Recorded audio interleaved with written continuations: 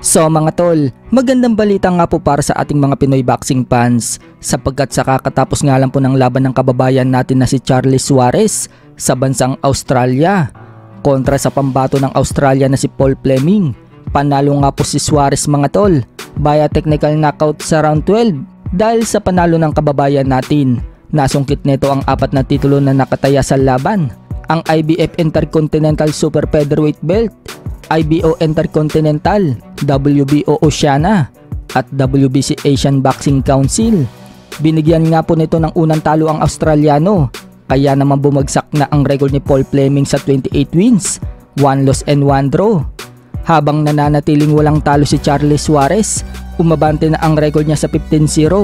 Asahan natin na aakit na sa ranking si Suarez dahil sa panalo niya hanggang mapalapit na siya sa world title. Dahil tapos na nga po ang laban ng kababayan natin, tutungo naman tayo sa laban na magaganap ngayong darating na linggo. Ito nga po ay sa pagitan ni Gilberto Ramirez versus Gabriel Rosada. Ito nga po ang comeback fight ni Ramirez mga tol, matapos siyang makalasap ng unang talo sa kanyang professional career sa kamay ni Dimitri Bivol. 4 na buwan na ang nakakalipas. Bukod dyan, kaabang-abang din sa card na yan ang pambato ng Pinas na si Merceto Gesta. Makakalaban niya itong veteranong si Jojo Diaz. Kaya suportahan din natin ang laban ni Gesta ngayong darating na linggo. Kung matatandaan, si Ryan Garcia sana ang makakalaban ni Gesta at gagawin siyang tune-up fight para sa paghahanda ni Ryan Garcia dito kay Tank Davis. Ngunit hindi natuloy, mas pinili ni Garcia na hindi na lang lumaban at hintayin na lang ang laban niya kay Tank Davis. Sa kabilang banda naman mga tol, kasado na nga po ang laban ni Canelo Alvarez sa mandatory niyang si John Ryder.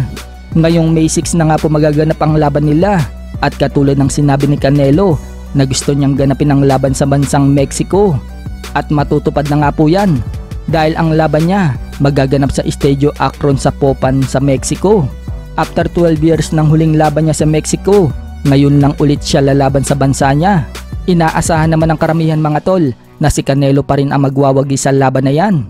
Lalo pat tinalo na si Ryder ng boksingerong tinalo ni Canelo Alvarez at yan nga po ay si Callum Smith. Sa kabilang dako naman mga tol, puspusan na nga po ang pag-iinsayo ng ating 3 Division World Champion Janrel Casimero.